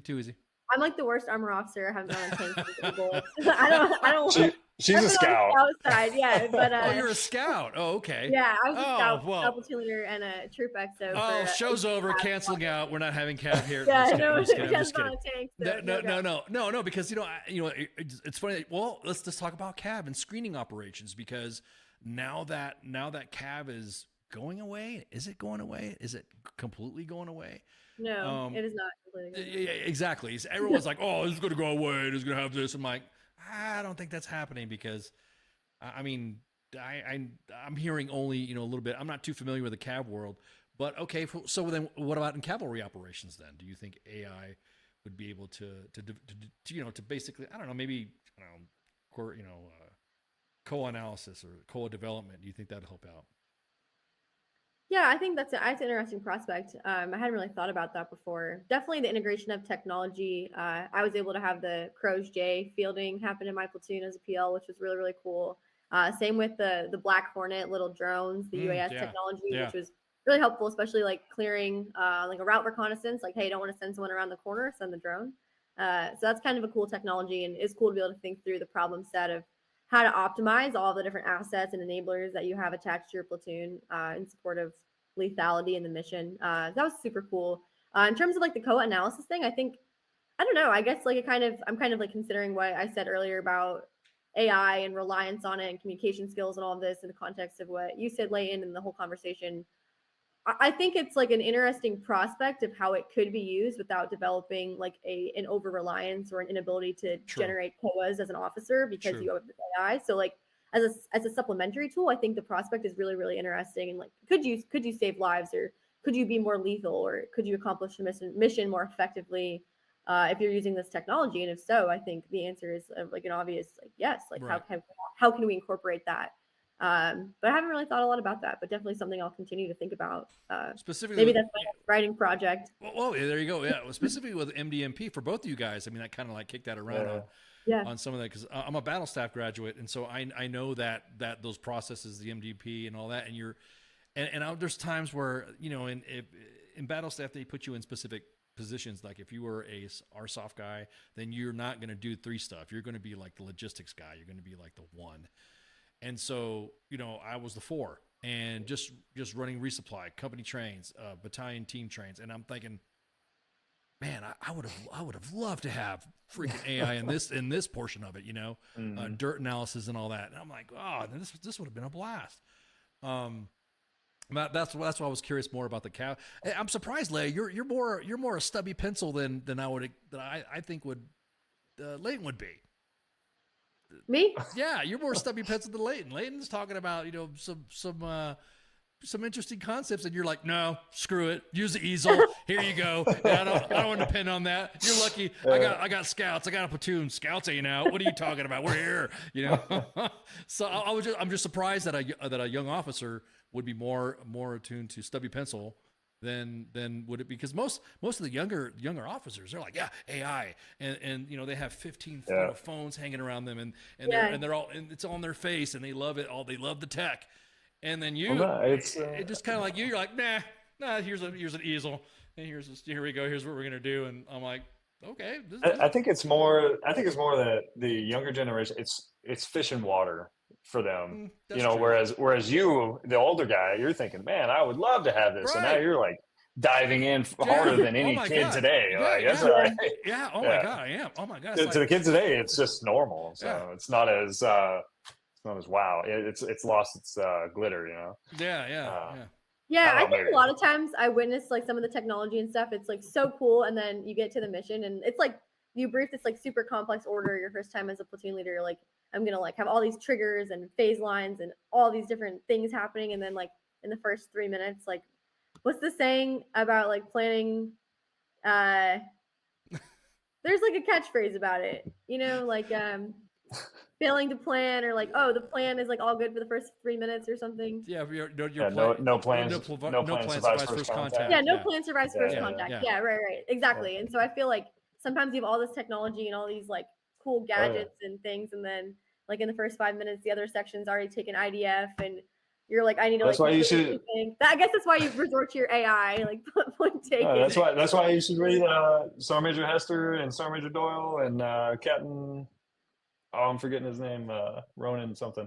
They just wrote an article that was recognized by the chief called TechCraft, and how you can use technology, to your advantage in a similar way to fieldcraft. The way that we camouflage things. Like you start applying the same mindset to technology. That's interesting. So that way you're not like overly reliant on it. Yeah. Yeah, I mean, it's not something that I've really spent like enough time thinking about. I think now I'm certainly going to.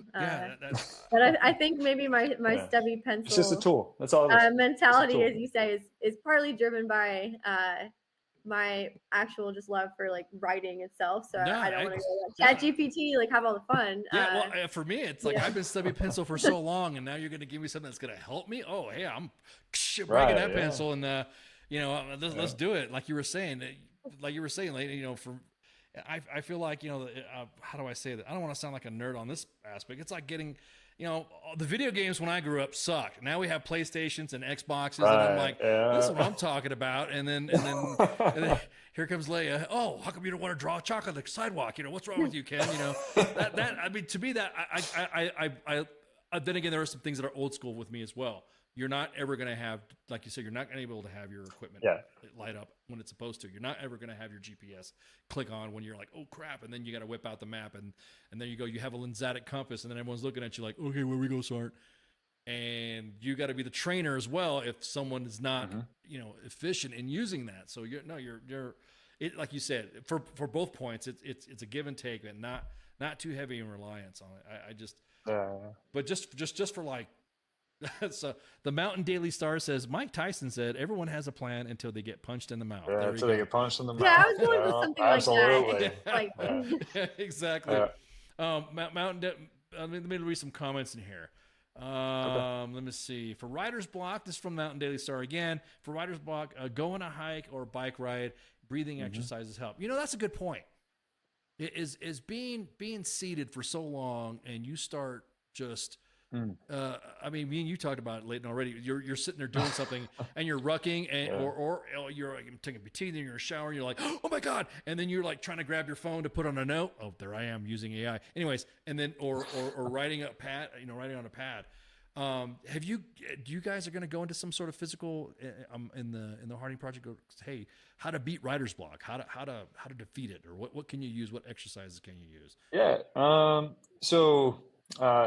It's hard to answer every question. That's a good point, and I'll make a note to. I don't know, maybe we can address it on our Substack. But when we talk about getting started in general, the Harding Project just convened a workshop not too long ago where we have 16 writers that all wrote a particular article that's going to go into a military review special issue that is a how-to guide to professional discourse, primarily writing, focused on article writing. Gotcha. For the journals. And, so in there, Captain Theo Lipsky, he wrote the how to write an article, which is great. And it's going to be able to help guys like that, and it'll get you started. As far as like the little tips and tricks, going for walks and things like that, like that's definitely something that we can put out on our Substack and make sure that, people get that stuff. You don't want to hear mine, man. My wife is German, and we call it Sitzfleisch. That's when you sit. It translates to iron ass. Iron ass. And it's when you sit there and you just get it done. You don't stand up. You don't go to the bathroom. You just grind, and it's not the healthiest. I don't recommend it, but everybody's got their own things. What do you do, Leah? Yeah. So what do you do? Oh yeah, sorry. No, say to Leah. Well, to that effect, what do you do to kind of like break your writer's block, or if you I thought a lot about that actually in this before, like my process, and I spend so much time just thinking about ideas before I ever even like start writing. Like this recruiting idea, like I thought about that for a really, really long time, like years, almost months at least. I wrote previously about selective service reform and like civil military relations, congressional oversight issues. And I mean, that was really the focus of a lot of my research and classes and discussions I had as a cadet in my undergraduate experience. So it's really like the product of all of this thought. And I really like to kind of codify my ideas and spend time discussing with people like in my circle whose opinions I trust, or kind of help me like flesh out my own ideas before I sit down to write. And I think being really deliberate about the thought process before putting pen to paper is beneficial in preventing that problem altogether. But I think sometimes you just got to like talk to someone, like one of my mentors who I was able to co-author with pretty early on in my writing journey. Every time I call him, like he says something that absolutely challenges my beliefs or makes me think about the problem differently. And like, that's a surefire way to to overcome writer's block for me. Right, yeah. Like getting somebody else's input. Like maybe you just need someone to like trigger you into getting to a thought you're 90% of the way on. Yeah, no, that's a good. That's a good point. So, especially if you I guess because I know sometimes you might, and I mean, I'm there, but sometimes, especially when I'm on a project, you'll get focused and hyper focused on it that you'll get stubborn and you're like, no, I don't want to do that. Nah. Right. Sometimes an outside but still educated about the topic perspective is really beneficial and like reframing your lens in a way that helps you overcome like that challenge or that obstacle. But I think just coming into it kind of like, I'm not like starting from like a brain of 1,000 ideas. Like I kind of know what I want to say, and I've kind of gotten to the point where I'm ready to put pen to paper. Also prevents that. Right. You're about ready. I saw you about you got a little. No. I was gonna go off on another tangent. So with that though, you bring up a good point about the civil military divide. I mean this is a flyaway question now. This is a flyaway. No. This is just for both of you guys. Mm-hmm. The how do we get the civil military discourse? I know we could do it in the military side of the house, but how do we get them? How do we get it to where it's not so vitriol? Like it's not so. It's not, I don't know, it's so sensitive, but they're just without anybody getting, I guess you would say, sensitive about it. I mean, maybe this is a rhetorical question or just something to ponder, but how would you do it? I mean, what would you do just off the top of your head to kind of bridge that gap? So I've thought a lot about this in the context of my recruiting article. And I don't have like a clear answer of what I think exactly, but some of my thoughts are, I think it's like almost a self-perpetuating, like cyclical event where like if we, especially like just giving the recruiting issue as my example, because it's something I've thought a lot about. If we write about recruiting, which is a problem the Army faces, we're going to generate solutions and policy options like we were talking about before, like, hey, people are talking about this, there's discourse, that means like more brains are on it, there'll be a solution faster, an effective solution faster. But by doing that and broadcasting those ideas out to the public for people to comment on and have that discourse, are we allowing the civilian side to like have some insight into Army issues? And then does that degrade trust such that those people reading that aren't going to tell their son or daughter to go down to the recruiting station and enlist? Right. So it's like by fostering that discourse, how do we foster discourse in a way that protects trust in the institution and subsequently effective civil military relations, which I think are critical. So I don't know, and I guess maybe I didn't really answer the question. I sort of posed a new one. No. Well, I was just saying. Okay, well then, Leyton, there you go. There's your time. There's your time to tangent. Yeah. I don't know. It's something I haven't spent too much time thinking about personally. But I guess to your point about how do you leverage professional discourse to, strengthen civil relations. I mean, I think about things like what reaches the civilian population in the information space, right? So, I think of things like if soldiers are highlighting what they're doing and the ideas that they have, and they're, they have some kind of professional outlet or venue on YouTube, maybe it's a division level channel or a branch channel or something, it can, if it reaches that civilian population, and that could be a huge win. But like I said, I haven't thought too much about the civ-mil relationship and how to leverage the journals into that. There used to be the recruiting journal that just went away not too long ago, and that was an inward facing journal as well. So I don't know if that really would have solved the problem, but no, a lot. Yeah. I don't know. I'll think more about it. No, it's just to me.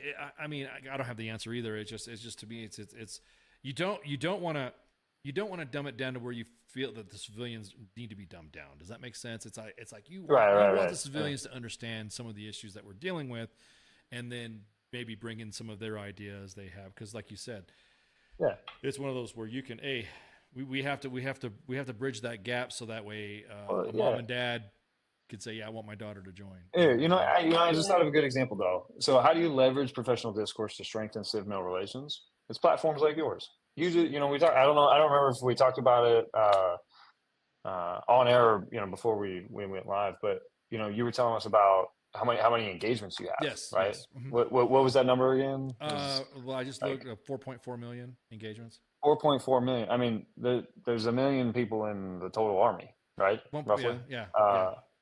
So you're reaching people that are outside of the military, that many I think are probably post-military, former military. I see what you're saying. And yep, so, exactly. Yep. so if you and I, right before the show, I was looking at your Facebook page again, and I saw so many awesome things that you guys are like highlighting. So, how do you leverage professional discourse in a platform like yours? You highlight great things that gets shared, it gets seen, it gets talked about afterwards. Man, the Army did something really cool. There was this guy, he like went to and this is a hypothetical conversation between two civilians at that point, but I saw this captain, he like took care of one of his soldiers who had a baby, and she wasn't able to get her award, and so he took it to her. You know what I mean? Like that's like a small anecdote, but you guys are posting so many of those, and so to your point, how do you leverage professional discourse to strengthen civ-mil relations? It's things like that. Well, and it just becomes normalized. Yeah, exactly. Well, I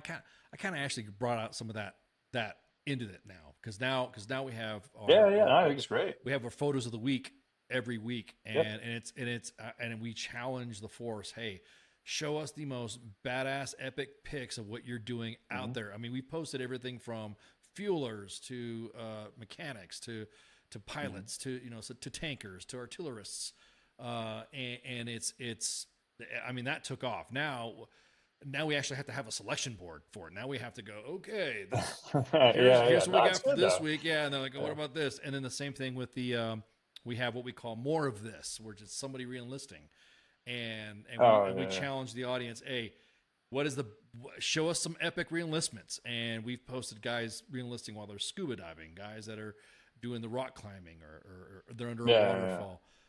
And then we have the shout outs, the close of business shout outs is what you're talking about, is where a leader or the lead will say, hey, this is, like you said, Captain so-and-so, I wasn't able to make my award, and I was having some problems, and I in the hospital, and he came in and presented me my award, with my son. But yeah, that I'm gonna tell you what, sometimes though, it's the static that it's a friction point with for sure. The static. What are you guys trying to do? The legend is that Sergeant of the Army Daily was an admin for WTF Moments, and then it was funny, and then we start posting this stuff. Then it's, okay, Sergeant of the Army is like using you guys again. I'm like, well, you can't please anybody anyway. So right. You made a comment earlier asking Leah if she's had any haters and stuff, and I don't know. I think when it comes to any type of professional discourse, you will always have haters. Doesn't matter if it's written or if you're posting it on a website like yours, or you can't please everybody. No, not at all. Get over it. Yeah. Well, especially, I'm not a hater. I'm kind of jealous. Like, man, I wish I could have done that. Or oh man, I wanted to, that some of the stuff you see it's pretty good. So, guys, thank you guys so much for coming on here. This is I could blab for another 2-3 hours, but I know you guys got your time zones and stuff like that, and I don't want to interfere. But again, thank you guys for coming on. Thank you for having us. Absolutely. This has been fun, and I got your all's emails, so if there's something that I might want to go, hey, you have there's a guy in there that is the one that's always the doctor in the inbox, and that's Davers Lemons. Come on, dude. You can go in there and then come on again. What do you mean? Come on. What do you mean? What are you talking about? Davers is, are you? What's his question? Davers, what are you talking about? Oh, please, what? I'm sorry. Come on again. I don't know if he's asking. Yeah, I'm talking to you, Davers. This is an interactive chat. I can see you talking. Oh man, I think they're going back and forth with some hacking questions, but okay. Anyways, well, you want them to come back on here? Yeah, you guys can come back on here. I got your all's emails anyway, so you guys, if anything else, I could shoot some emails to you, and maybe do another panel, or maybe because this is the stuff that I live for. I love this stuff. So, well, yeah. SMA has the Muddy Boots forum coming out with the NCO Journal in particular. So that could be its own whole show if you're willing, man. That's there's gonna be a lot of cool things that come out of that. So. just food for thought. Yeah, I'll think about it. Well, and you guys are going to be on you're going to be on Sergeant's time, the other Sergeant's time, the NCO journalist Sergeant's time. Yep. That's so we recorded that last week, and they're going to publish it tomorrow. Okay. I'm sorry. Yeah, there you go. No, you're good. Yeah. I appreciate it, Kim. Thank you. Yeah, Leyton. Yeah, thank you so much. Yeah, you guys hang out. I'm gonna go ahead and talk to you guys in the green room in a second, and then after we put everybody on break. So again, the Harding Project, Leah Foodman and Leyton Summerlin. Still right? It's am I pronouncing it right? Summerlin. Yeah, Summerlin. Summerlin. Okay. From the Harding Project. Thank you all for coming on, and again, guys, you got the links inside the chats, and we'll see you guys in a minute. Shots, stand by.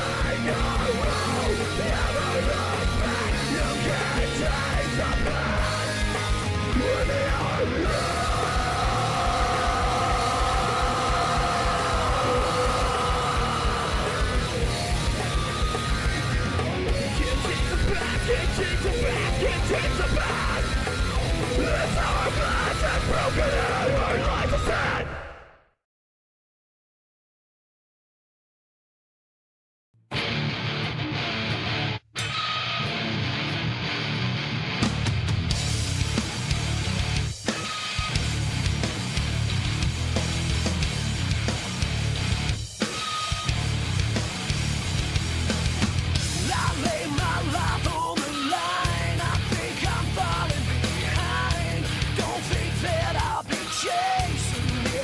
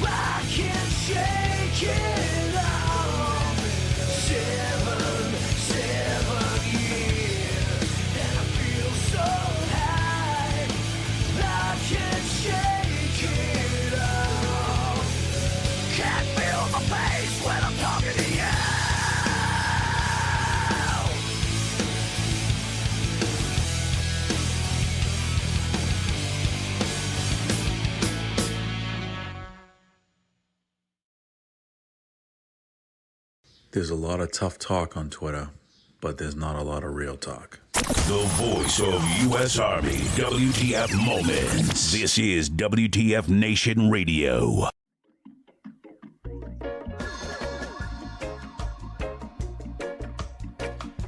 Oh, yeah.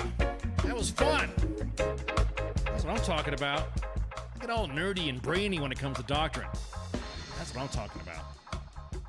Appreciate y'all's interactions in the chats. This is pretty cool. You guys, right? Everyone's throwing the comments in there. Everyone's interacting. That's what I'm talking about. Again, I dropped the links in there for the Harding Project, and of course all the other links that Leah and Leyton were talking about are all in the chat, so you guys can check it out. And then I'll get on the Twitter thing later, and then put the articles on there. So yeah, again, that's an awesome show. I mean, well, of course it's an awesome show. This is Sarge's time. This is an awesome segment. Sorry, I took too long. I was blabbing, and I had to get reminded. Hey, you need to continue. Hey, what's up, Erica? So anyways, what are we going to talk about next? Oh yeah, so let's talk about what we got going on. Did I just talk about housekeeping, or what was going on in housekeeping, or that was because that one guy asked about our shows? So let's go on the calendar here and see what we got. So this is Sergeant's time. Like I said, the Harding Project, Captain Leah Foodman, and of course, Sergeant First Class Leyton Summerlin. I was always worried about mispronouncing his name. The other Harding Project. He's up at the Pentagon doing the stuff, and then she's down at the Armor Center. Or she's an armor proponent officer down at the MCO. Man, I see some chatter inside the chats about some guests. What's going on with our guests there? Are we having guests or not for no, Friday? Obviously, is probably going to be some co-ops or whatever. Let me see what we're talking about. Slight change. Okay. We had a slight change. So we were doing. Okay, I'm just reading some station business right quick. Okay, so Lori Allen is coming live this Tuesday. Gotcha. Okay, that's what's going on for Pop Culture Warrior. Don't forget, we got Saturday. We got Friday and Saturday. Like I said, it might be intermixed with the Late for Changeover brief from U.S. Space Force, WTF Moments, and WTF Nation Gaming, and of course, our very own Nemo. Sunday is the sports bar with the actual King Smith. And what do you hear? What do you say? The coach. Trying to say next not use live streaming date. Yeah, exactly. I'm trying to, man. It's hard because, we operate like that.